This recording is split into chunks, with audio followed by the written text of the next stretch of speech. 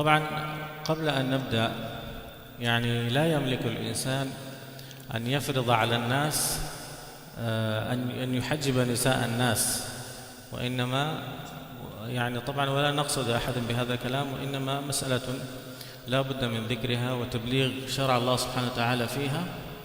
فمن شاء فليأخذ بما يعني بكلام الله سبحانه وتعالى، ومن شاء يعني فليتحايل في المسألة.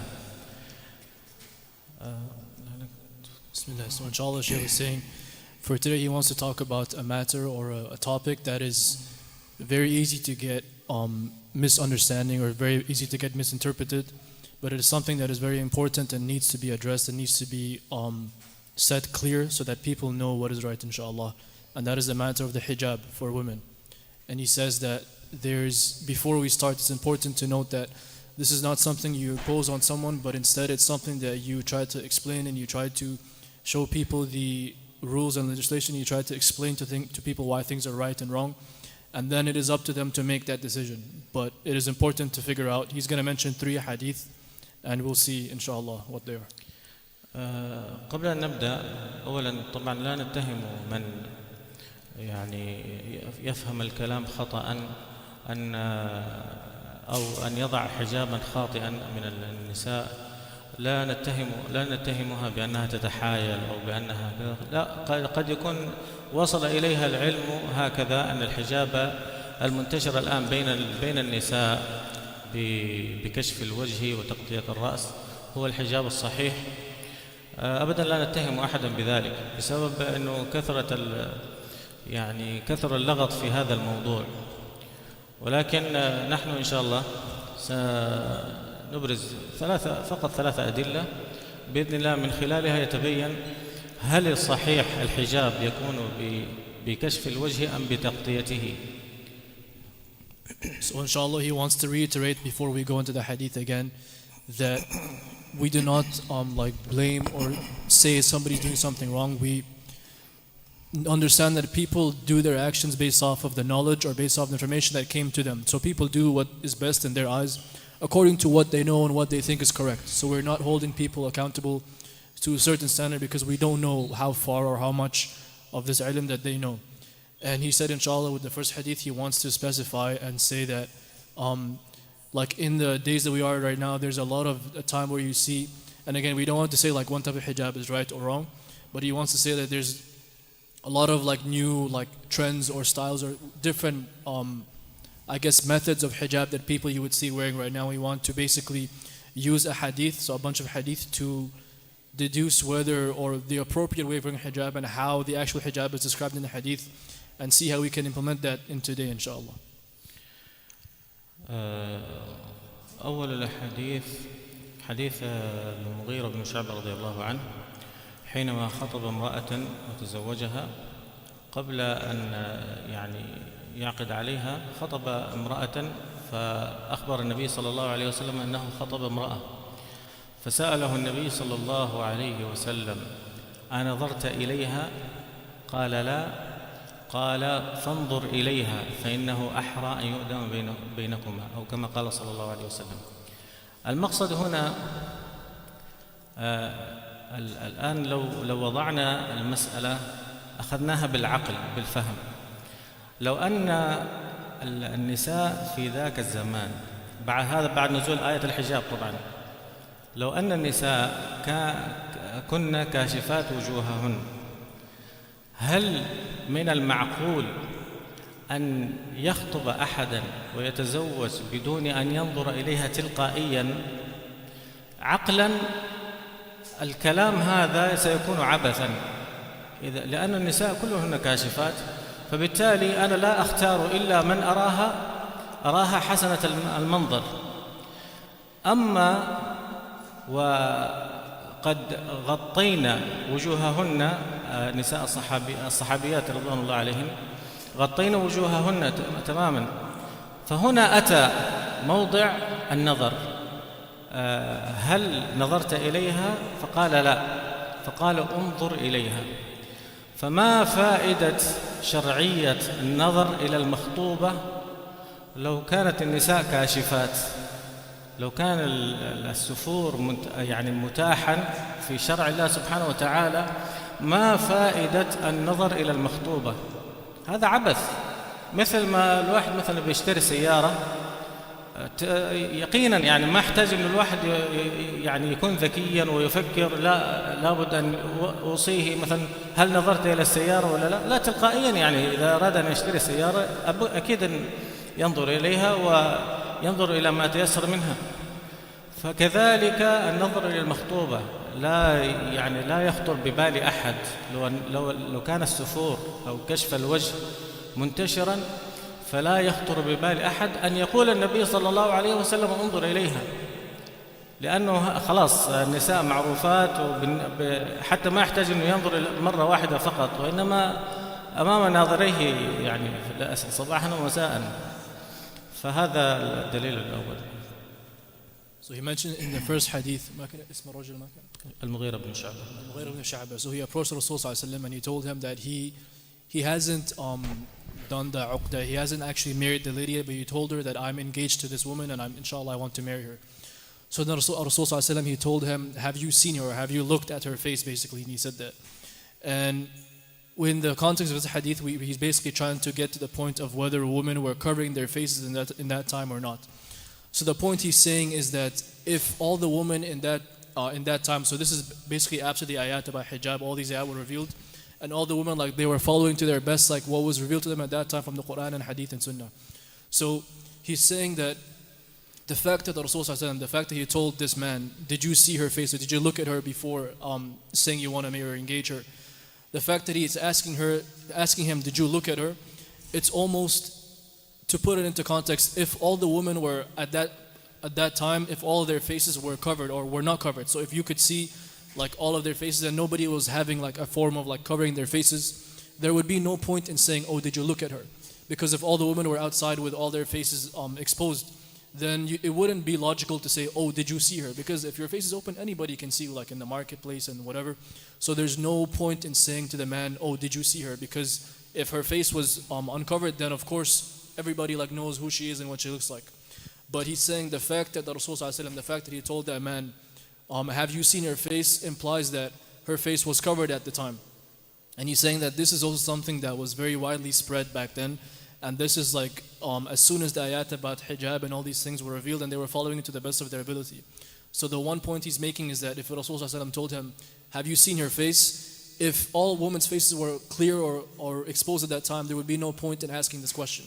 So that is the implying we're making at this point. الحديث الثاني حديث حادثة الإفك. حين يعني الحديث طويل والكلام كثير في هذا الحديث، والحديث في الصحيحين في البخاري ومسلم. الجزئية التي قالت فيها عائشة رضي الله عنها حين أتى الصحابي الجليل رضي الله عنه صفوان بن المعطل، وهو غالبا يكون في ساقة الجيش، يعني في مؤخرة الجيش. قيل أنه كان يتفقد، يعني أحيانا يكون في جرحى في الجيش ويكون في أحد متعب وسقط وكذا يتفقدهم، وقيل أن بعيره أصلا كان بطيئا فكان يتأخر، فدائما هو في ساقة الجيش في مؤخرة. فلما أتى رأى عائشة رضي الله عنها طبعا وحيدة، وعرفها بحجمها الصغير، لأن عائشة رضي الله عنها كانت في 12 من عمرها، وكانت صغيرة يعني الجسم وخفيفة. فلما رآها قال إنا لله وإنا إليه راجعون ضعينة رسول الله، أو قال العكس ضعينة رسول الله إنا لله وإنا إليه راجعون. فلم يتكلم بعد أي كلمة. فسمعت عائشة وكانت قد نامت من التعب، فلما سمعت استرجاعه إنا لله وإنا إليه راجعون فتيقظت فقالت ماذا؟ فخمرت وجهي بالحجاب، أو كما أو لفظا نحوه، قالت بلفظ صريح العبارة فخمرت وجهي، يعني غطيت وجهي. والآية يقول الله سبحانه وتعالى في سورة النور وليضربن بخمرهن على جيوبهن. الجيب هو يعني فتحة مثل فتحة الثوب أو القميص، الناس فهموا من الآية يعني المفروض يكون الخمار بهذا الشكل، ينزل يسدل من الرأس إلى الصدر، ولكن للأسف الشديد فهم الناس أنه يؤتى به هكذا. لماذا يعني ليش اللفة هذه كلها؟ ممكن بعضهم يعني يتحايل يقول لا، يأتيها من الرأس ويربط الشعر هكذا، أهم شيء يأتي يغطي. يعني في طرق كثيرة للتحايل، وإنما الفهم المباشر أن يسدل الحجاب مباشرة. يعني لو كان هناك بهذه الطريقة لكان الاستثناء في الآية، ولكن لم يستثني الله سبحانه وتعالى في هذه. المقصد أنه عائشة رضي الله عنها قالت فخمرت وجهي، والخمار يسمى خمارا إذا كان يغطي الوجه، أما تغطية الرأس هذا لا يسمى خمارا. والخمار أخذ من كلمة خمر، والخمر ما يغطي العقل، فهذه تغطية، والخمار لا يسمى خمارا إلا إذا غطى الوجه. فبالتالي الله سبحانه وتعالى قال وليضربن بخمرهن وسماه خمار على جيوبهن.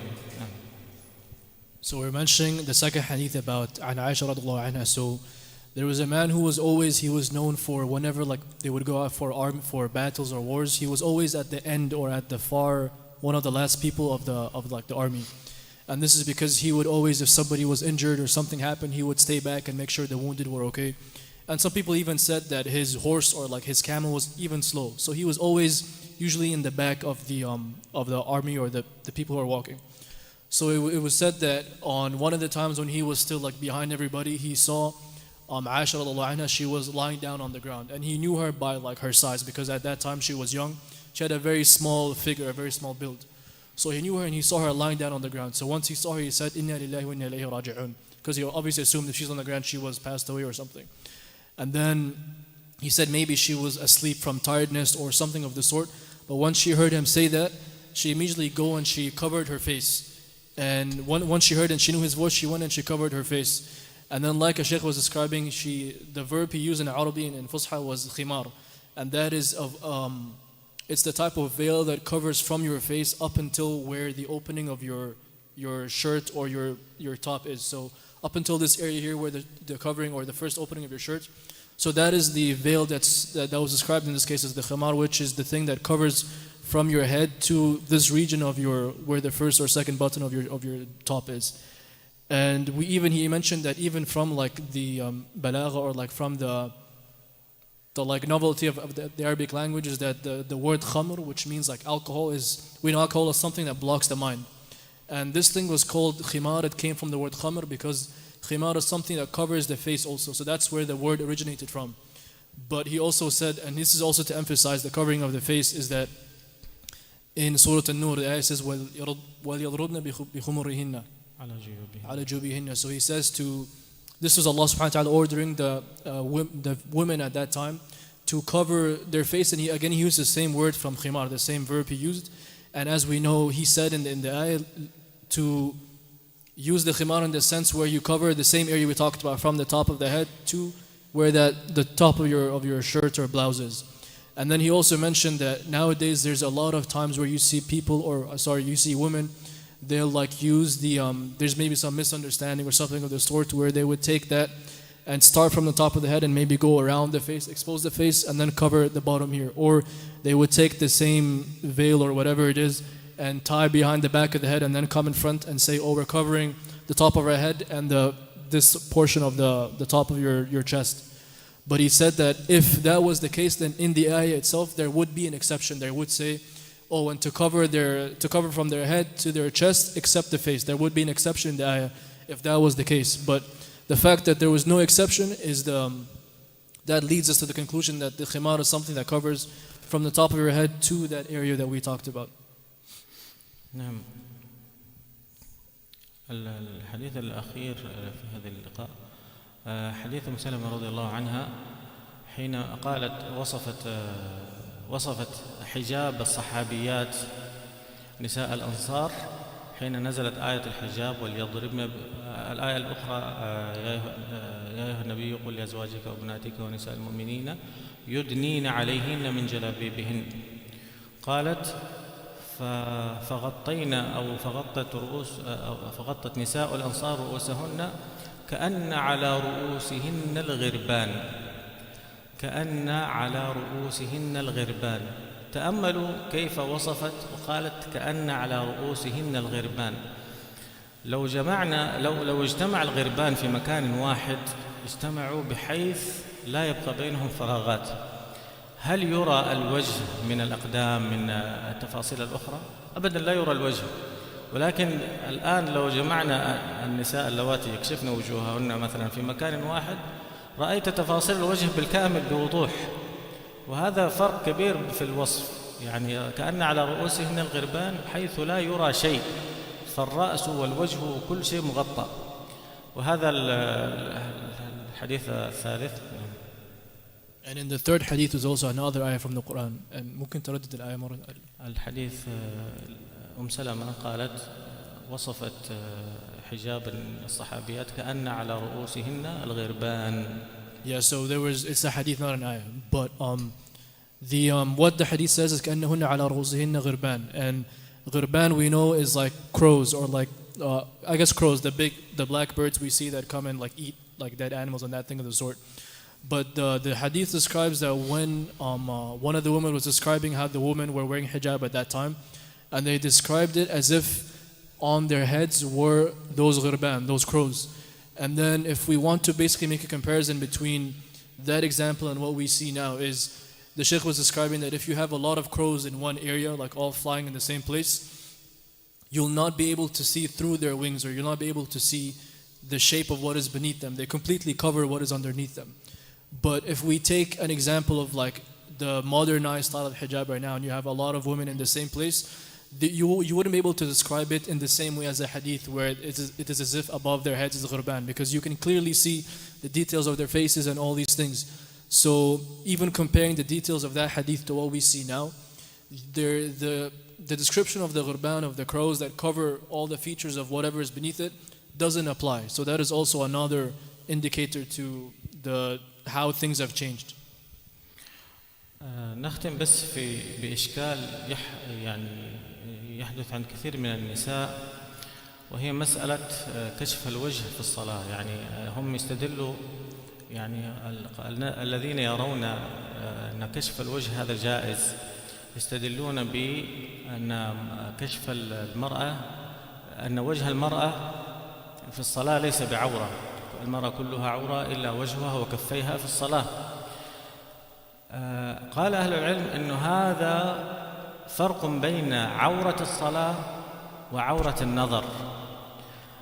النبي صلى الله عليه وسلم في هذا الحديث لم يتكلم عن عورة النظر، إنما عن عورة الصلاة، بدليل المعروف عورة الرجل من السرة إلى الركبة، من السرة إلى الركبة. فلو انكشفت السرة مثلا في الصلاة ويصلي وهو كاشف سرته أو كاشف ركبته مثلا، بطلت صلاته، لم تقبل صلاته. لا بد أن يغطي ما تحت من الركبة كاملة إلى السرة على الأقل، هذه المنطقة، فبطلت صلاته، فهذه عورة الصلاة. ولكن عورة النظر في حديث في إحدى الغزوات النبي صلى الله عليه وسلم كان جالسا على يعني مكان مرتفع، وكان جزءا من ركبته صلى الله عليه وسلم وفخذه، يعني جزءا من فخذه ظاهرا. فدخل أبو بكر الصديق رضي الله عنه وما فعل النبي صلى الله عليه وسلم شيئا، ودخل عمر وما فعل شيئا. فلما دخل عثمان رضي الله عنه استحي النبي صلى الله عليه وسلم منه، فقال: ألا أستحي من رجل تستحي منه الملائكة؟ فغطى النبي صلى الله عليه وسلم فخذه وركبته. فهذه عورة النظر. بالتالي المعنى هنا أنه يجوز للرجل أن ينظر إلى ركبة الرجل وإلى جزء من فخذه، لا بأس في ذلك، تمام؟ لا بأس في ذلك. ولكن إذا حضرت الصلاة وجب تغطية هذا الجزء. فبالتالي كذلك عورة المرأة، لا بأس أن تكشف المرأة وجهها وكفيها في الصلاة، ولكن إذا كشفت مثلا شعرها أو رجلها، وهذا لا ينتبه إليه كثير من النساء في هذا الزمن، إذا كانت رجلها مكشوفة وهي قادرة على تغطية الرجل بطلت صلاته، ما قبلت. جاز لها فقط الكفين والوجه، هذا في الصلاة. ولكن في غير الصلاة، في وجود رجال أجانب، لا يختلف أحد يعني أنه يجب تغطية هذا، يعني بحيث لا يرى منها شيء. So the Shaykh is making one comparison that a lot of people or a lot of scholars who say that this exposing of the face is okay, or like it's applicable in a lot of cases, they use a hadith that references what is allowed during salah, and that is of course different from what is allowed for both men and women, and he gives examples for both, but they use what is allowed during salah and not what is allowed during just a regular, what is allowed for regular people to see. So he gives the example of like men in general. So we know that our awrah is basically from the navel to your knees. These are things that we need to keep covered in our salah. And if you're praying and one of these areas is exposed, your salah is falsified. It's not valid anymore. You need to remake that salah. But he used another reference, another incident with Rasul sallallahu alaihi wasallam when he was sitting in a majlis or in like a gathering, and a portion of his knee and like his thigh was exposed. So then when دخل Abu Bakr wa Ali, Abu Bakr and Umar, they both one by one came in the room, and he was okay, like part of his knee and his thigh was exposed and nothing happened, like he didn't do anything. And then Uthman ibn Affan came in on him, and when he walked in, then Rasul sallallahu alaihi wasallam, he got like almost like shy, and he covered that portion of his leg and his knee. But the fact that he didn't, and that was only because he was shy because of how noble Uthman was in that time. But that is referencing how the difference between having parts of the body that can be exposed during salah and parts that can be exposed just during the day-to-day. So there's for men with other men, there's no issue with having part of your knee or like maybe the lower thigh exposed. That is not a awrah for regular men to see. Like there's no issue with that. But during salah, if that part becomes exposed, then your salah is not valid anymore. So that shows how there's a difference in between the awrah during salah and outside of salah. And the same thing applies to women. So in salah, what is allowed for them to be exposed will be the face and then the hands. So from the wrist to the hands and then the face. That is allowed to be during salah.